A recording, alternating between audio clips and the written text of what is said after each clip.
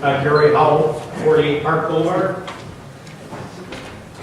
As a taxpayer, I don't want the town to take over the cemetery. Unfortunately, we're between a rock and a hard place.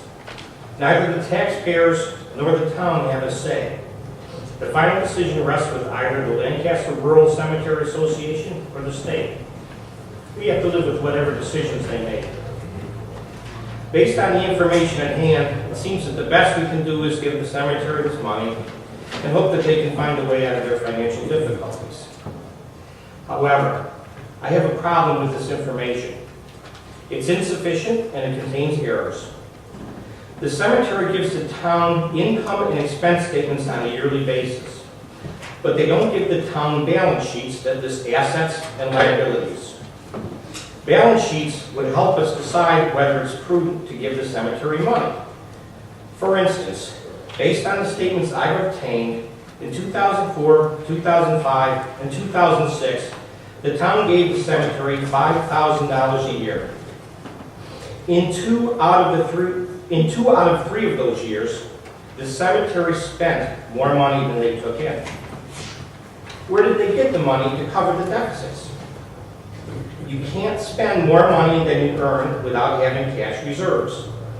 Cash reserves aren't listed on income and expense statements. They are assets and are listed on balance sheets. In order to spend more than they earn, the cemetery may, I don't know, have had cash reserves that they use to cover the deficits. But that's unknown because we don't have the balance sheets. On the other hand, it's possible, and I stress possible because I don't know, they use the money they borrowed from their perpetual maintenance fund to cover the deficits. Another piece of information that's missing from the puzzle is exactly how much does the cemetery owe, and to whom do they owe it? We know that they owe money to their perpetual maintenance fund.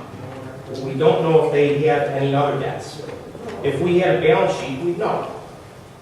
There's another piece missing from the puzzle. How much is the perpetual maintenance fund worth? We've been told it's worth about $90,000, and tonight you said it was worth about $98,000. According to a state field audit in 2005, the total value was $100,713.36. The fund may be worth more because principal invested in the fund increases every time somebody buys burial space. But it may be worth less because of the poor performance of investments. We don't know what its actual worth is because the town was not given balance sheets. In 2003 and 2004, the cemetery borrowed $10,000 against the perpetual fund. While this loan reduces the portion of the fund invested in financial instruments, it does not reduce the net worth of the perpetual fund. Going back to the statements the town was given, there is an error in the income statements. The 2003 statement doesn't list the amount borrowed from the perpetual fund as income. The 2004 income statement does. One of these statements is incorrect. Based on information I've gathered from talking to different government officials, the state didn't tell the cemetery that they were going to shut them down and turn operations over to the town. This is contrary to what we were told by a cemetery official in January of this year. The cemetery board can be dissolved under either a judicial dissolution or a non-judicial dissolution. In this case, a judicial dissolution is initiated by the state. The state did not issue an intent to file for a judicial dissolution. A non-judicial dissolution is a determination made by the cemetery board of directors, not the state. If the state had actually made a decision to dissolve the cemetery board would not have the option to vote for a non-judicial dissolution. According to Supervisor Giza, the cemetery board considered a resolution to dissolve itself at its March 4th meeting. They wouldn't have had that option if the state were taking action to dissolve the board.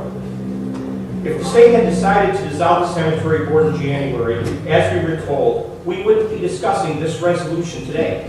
Instead, the town would be in the process of taking over the cemetery. The bottom line is the information being given to the taxpayers in the town by the cemetery is insufficient. As a taxpayer, I don't want the town to take over the cemetery. It's my hope that we have to continue to grant the cemetery money in the future, that we be given straightforward and sufficient information on the cemetery's financial condition. Thanks.